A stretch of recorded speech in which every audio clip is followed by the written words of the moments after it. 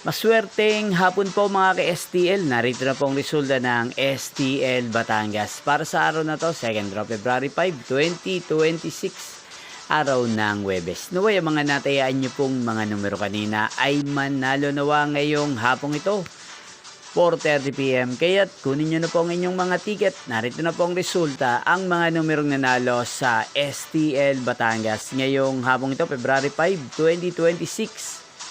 4:30 PM. Second draw result, 27 at 23. In exact order. Again, 27 at 23.